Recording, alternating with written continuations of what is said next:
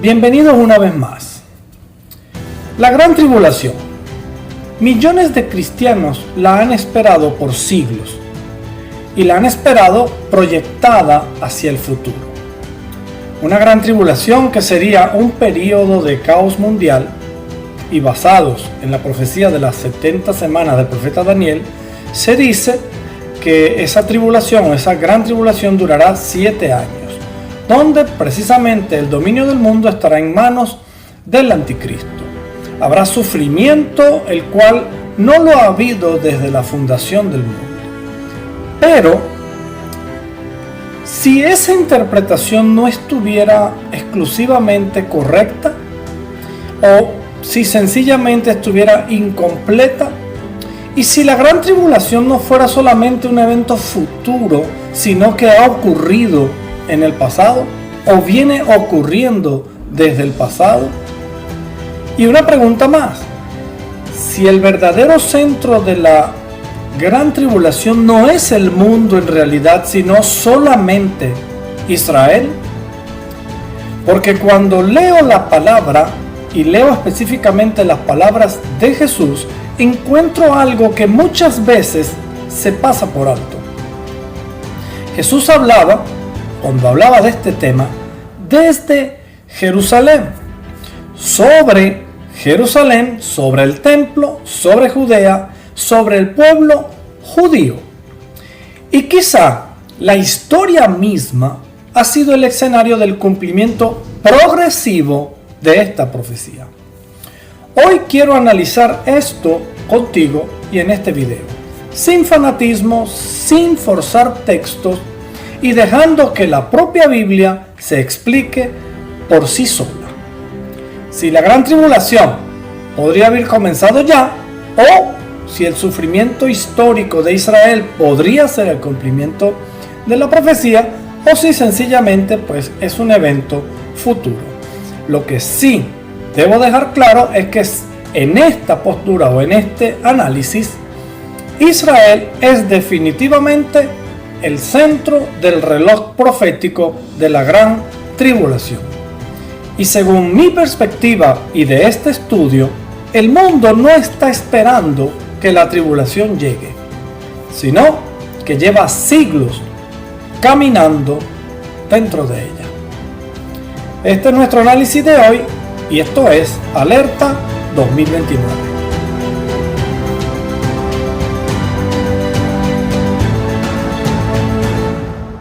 Cuando Jesús habló de la gran tribulación, no estaba dando una conferencia moderna sobre geopolítica mundial.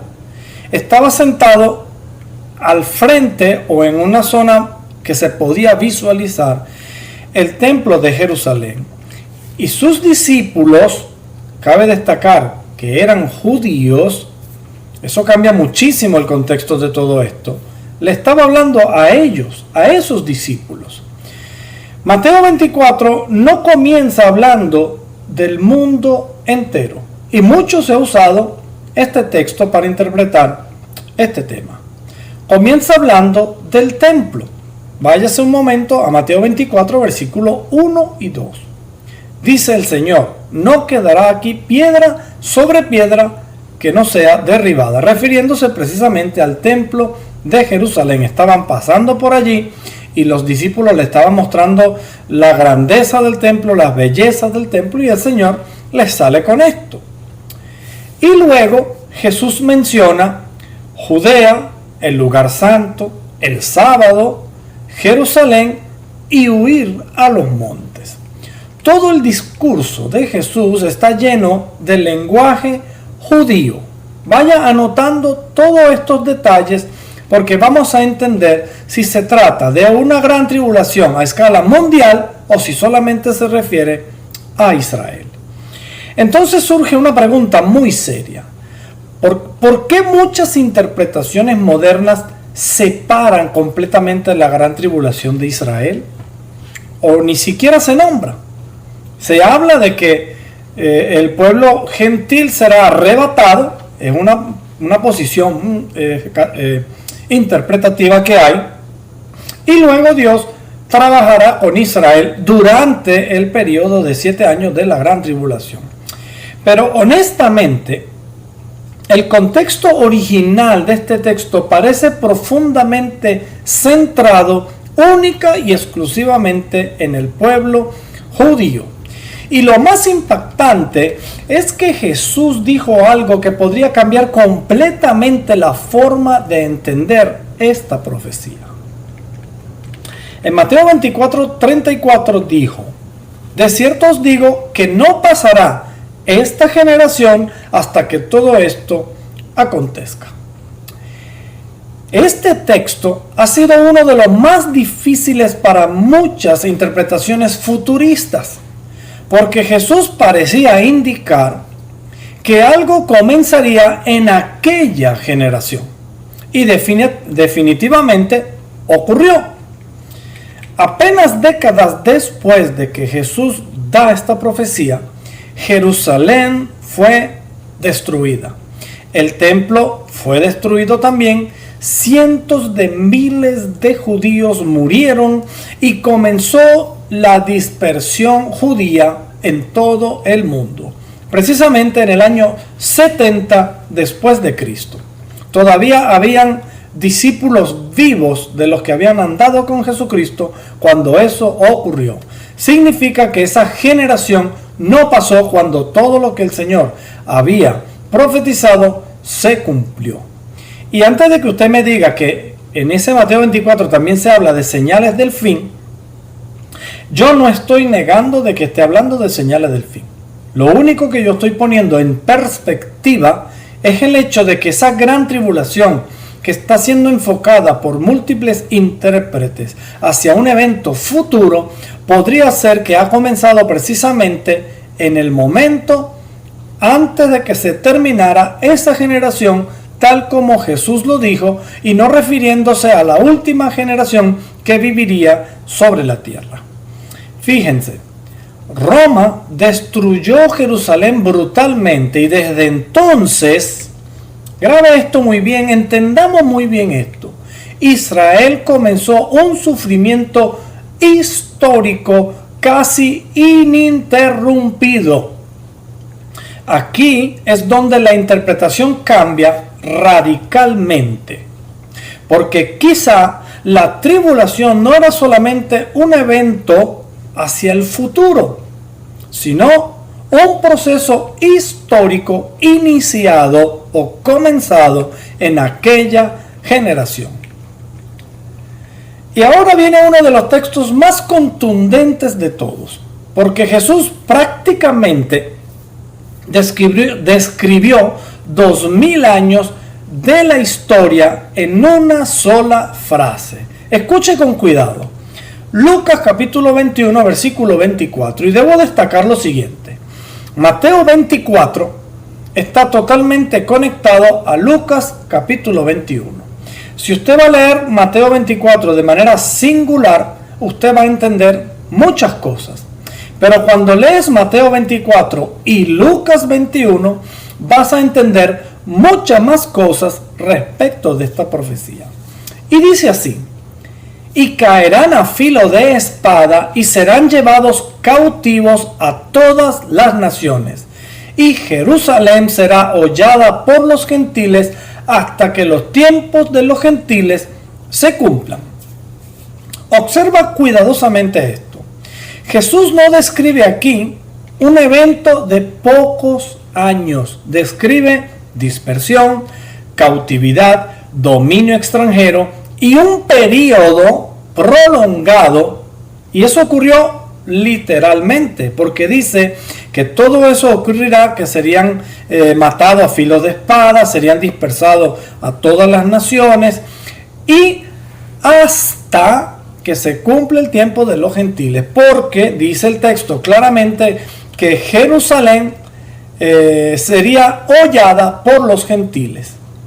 Y cabe destacar también que ese tiempo está llegando a su fin. El tiempo de que los gentiles dominaron esas zonas de Israel se ha acabado. En una apreciación muy personal, Yo diría que eso se cesó de una manera oficial el 14 de mayo del año 1948. Por lo tanto, Israel como tal, el territorio de Israel y de Jerusalén específicamente, dejó de ser de dominio de los gentiles.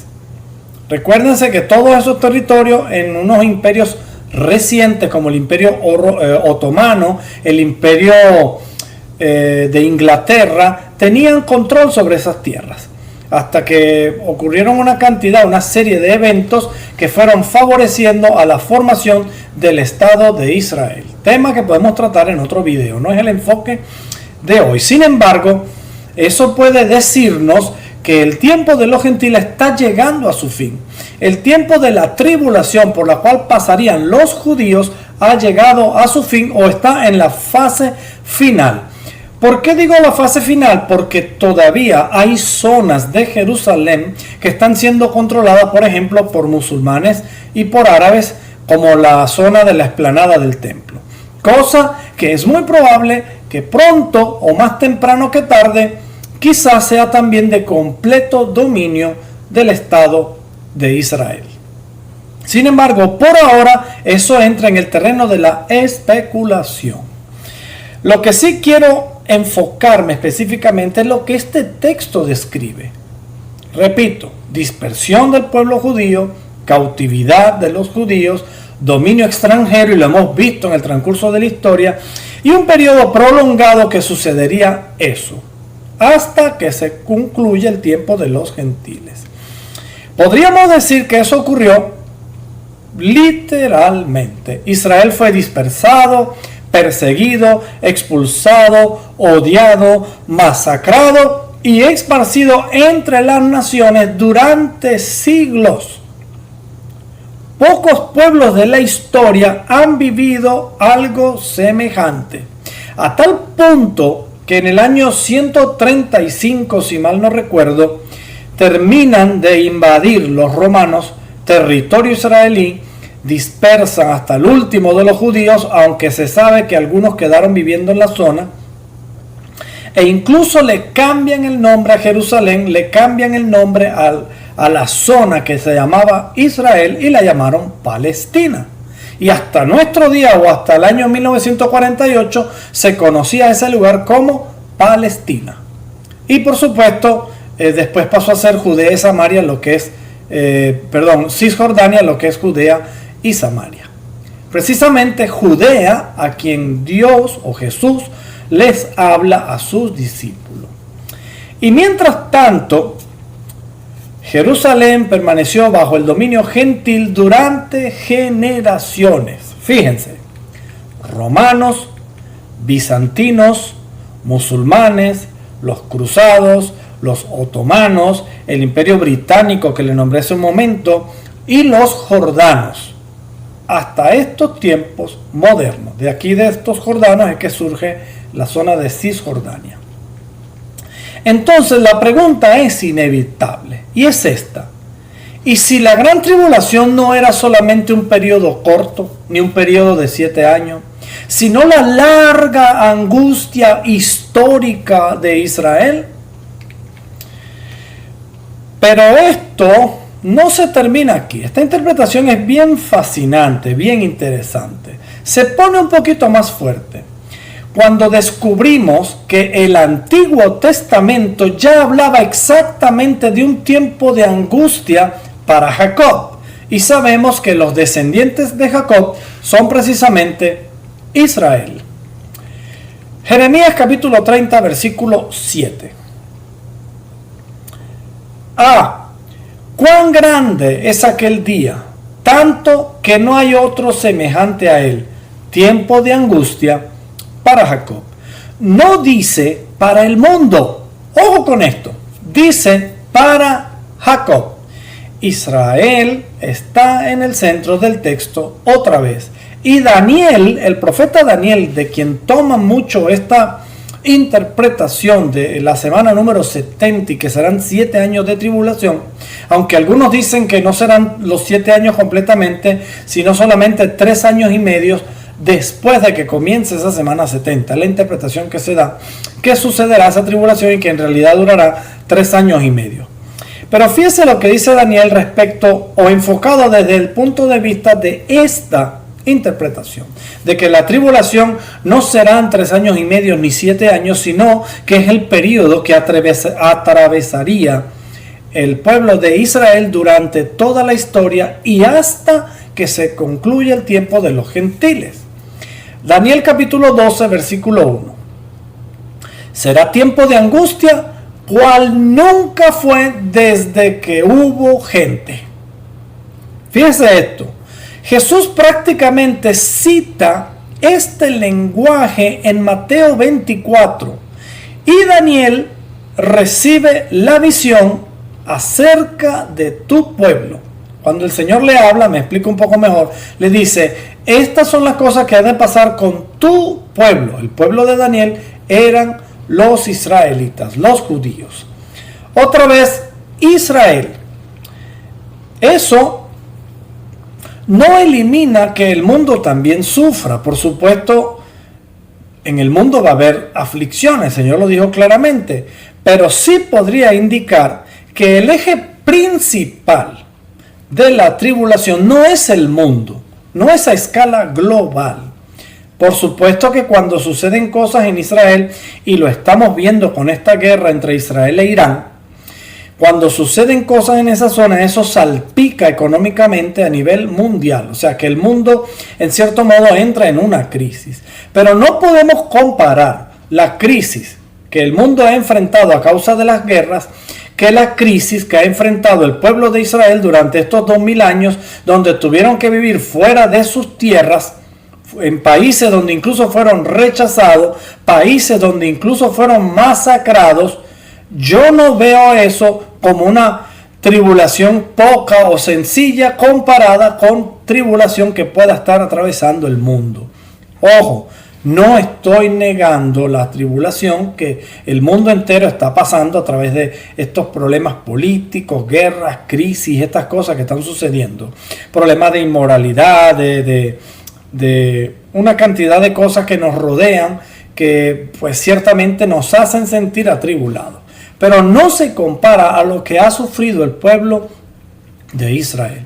Y debo destacar también que este pueblo de Israel es el único pueblo del mundo que, a pesar de su dispersión, de sus genocidios, porque han masacrado muchísimos judíos durante toda la historia desde que fueron expulsados de Israel, francamente es algo que desde cualquier punto de vista ningún pueblo del mundo lo ha experimentado. Y precisamente es el único pueblo que proféticamente se ha mantenido de pies. No solamente se ha mantenido de pie, sino que se ha cumplido las escrituras, donde fue reformado, reconstruido y está creciendo a pasos galopantes. Y antes de que usted me diga que yo soy un sionista, un adepto a Israel, aunque defiendo a Israel porque es parte de la profecía, debo ser claro, y lo he sido durante muchos videos, o en muchos videos, mejor dicho. Israel es la manera en que Dios se le ha manifestado al mundo. Yo no estoy diciendo que los gobernantes israelíes estén tomando buenas o malas decisiones. No me meto en temas políticos como tal, en las decisiones políticas que puedan estar teniendo los gobiernos o este gobierno en específico del pueblo de Israel. Lo que sí quiero ser bien claro es que Dios ha escogido a este pueblo para manifestarse al mundo. Y una de las manifestaciones es precisamente esta profecía.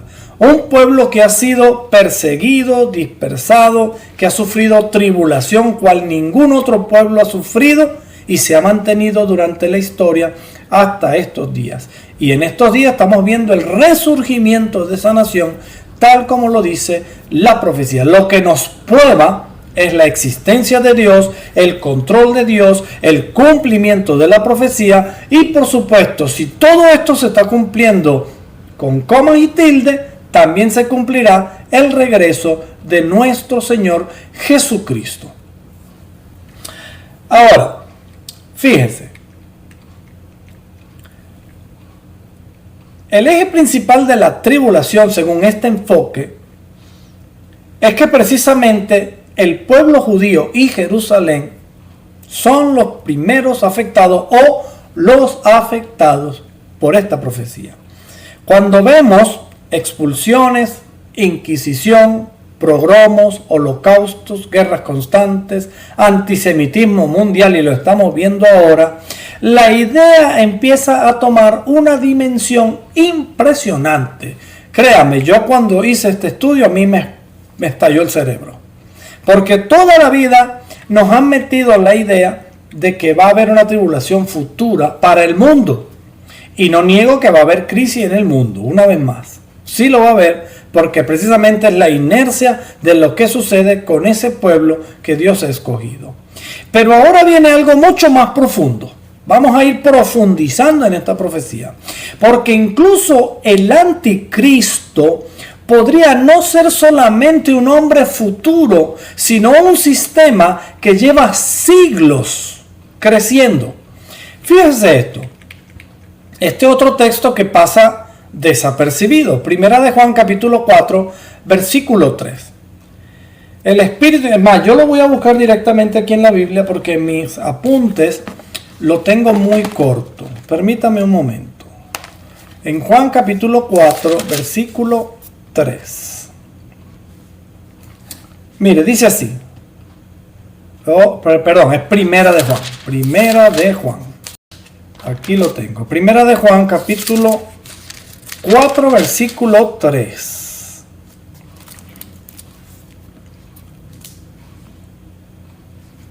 A ver. Ok. Se lo voy a leer completo. Dice: y todo espíritu que no confiesa que Jesucristo ha venido en carne, no es de Dios. Es más, quiero hacer un paréntesis porque yo hice un par de videos donde hablé acerca de la desclasificación esta ovnis y hablaba acerca de posibles espíritus que se van a manifestar pronto, seres imponentes que quizás nos van a querer vender la idea de que son extraterrestres. Pero usted y yo que estudiamos las escrituras, y permítame este paréntesis, sabemos que esas manifestaciones pueden ser algo demoníaco. Y este texto debemos tenerlo presente si llegara a suceder, porque todo espíritu que no confiesa que Jesucristo ha venido en carne no es de Dios. Y ese espíritu es un espíritu anticristo. Así que si estos seres se llegaran a manifestar y no reconocen a Jesucristo que vino en carne, y por supuesto son de procedencia demoníaca. Hecho este paréntesis, sigamos. Vuelvo a leer el texto. Dice: y todo espíritu que no confiesa que Jesucristo ha venido en carne no es de Dios. Y este es el espíritu del anticristo, el cual vosotros habéis oído que viene. ¿Ok?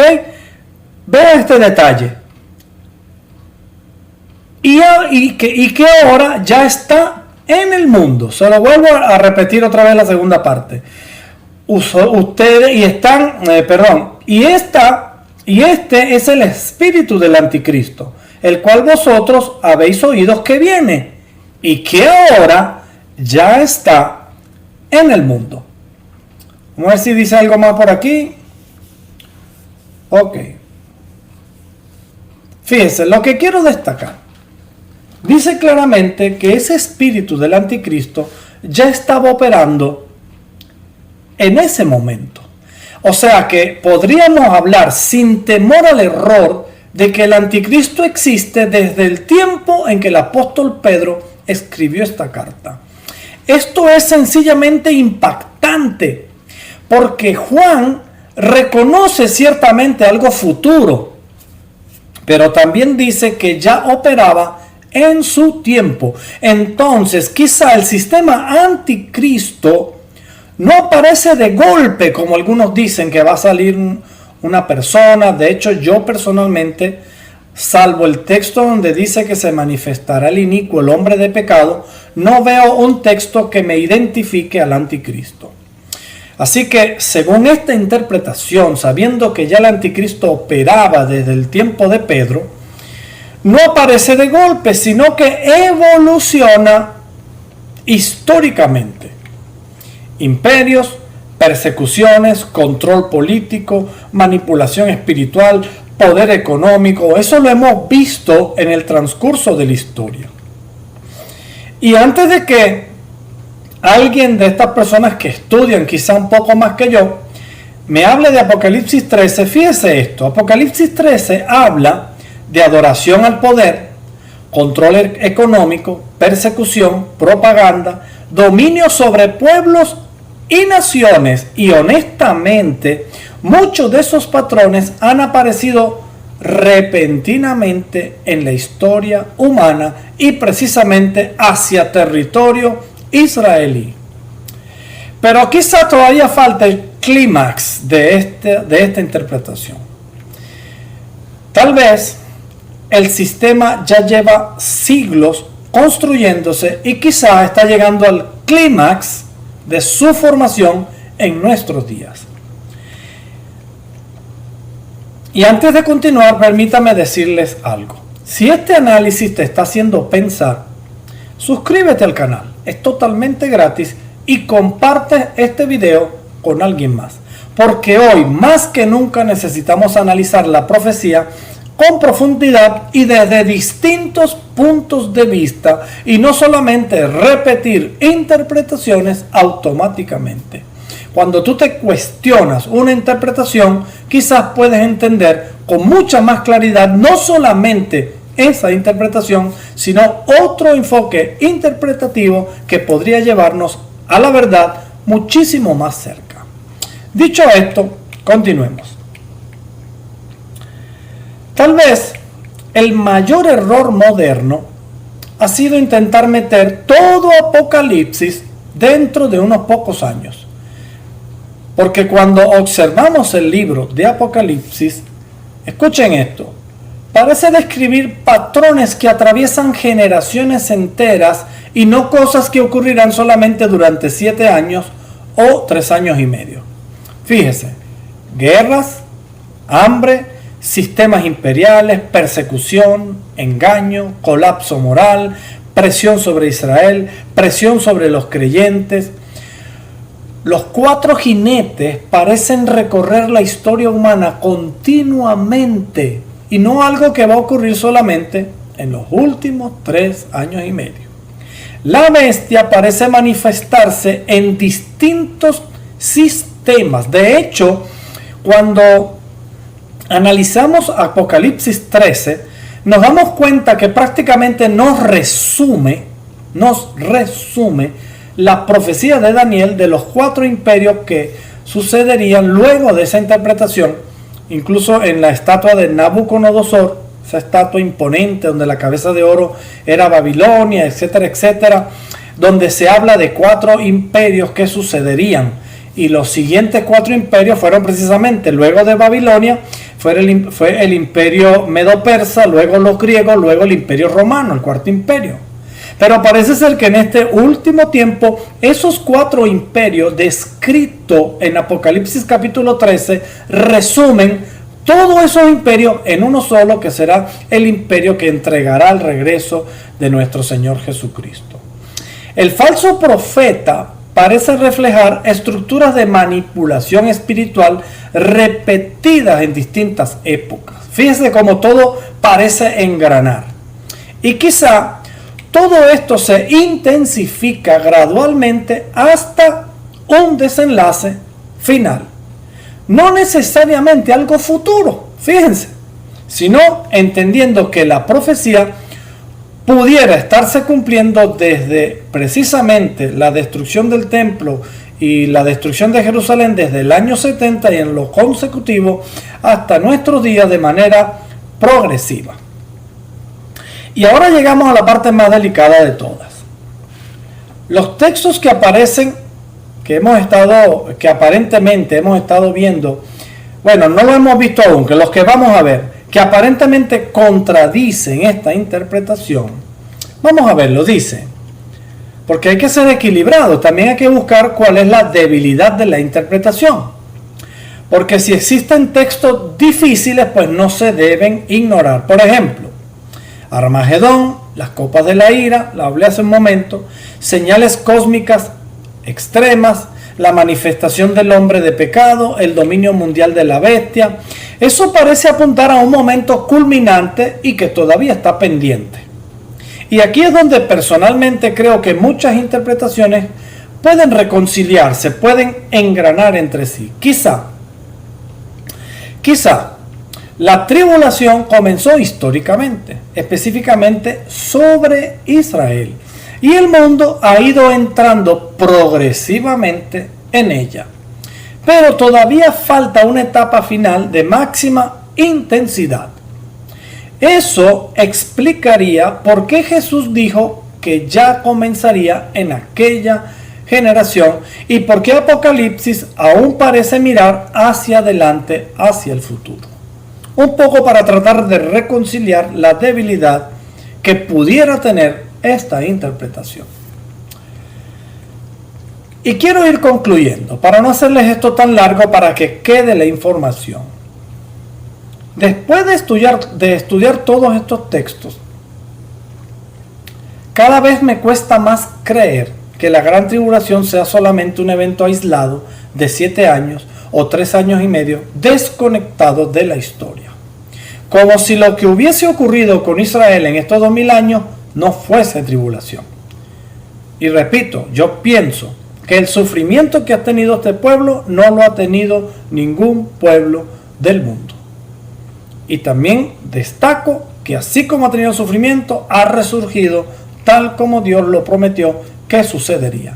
Y es la forma en que Dios precisamente una vez más se está manifestando a través de la profecía a este mundo y a través de Israel.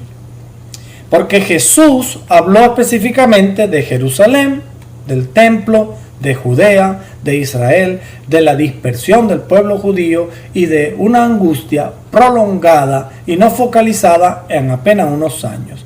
Y cuando observo la historia, y lo hemos más o menos revisado de manera superficial del pueblo judío, veo un sufrimiento, reitero, único y continuo que parece encajar profundamente con esta interpretación. No estoy diciendo que tengamos la respuesta exacta y que esta sea la interpretación específica de la gran tribulación. No estoy diciendo que esta interpretación sea perfecta, pero sí creo que vale la pena examinarla seriamente desde este enfoque. Porque quizás Apocalipsis no es solamente un libro sobre el futuro. Quizá también es un espejo profético de la historia humana desde la partida o ascensión de nuestro Señor Jesucristo. Tal vez la humanidad lleva siglos avanzando lentamente hacia un desenlace final. Y ese desenlace final sabemos que es el regreso de nuestro Señor Jesucristo. Y si este análisis, mi querido amigo, mi querido hermano, te ayudó, suscríbete al canal. Te lo quiero recordar. Comparte este video con otras personas. Ponle like. Y por supuesto me gustaría escuchar tus comentarios al respecto de esto. Déjame saber qué piensas tú.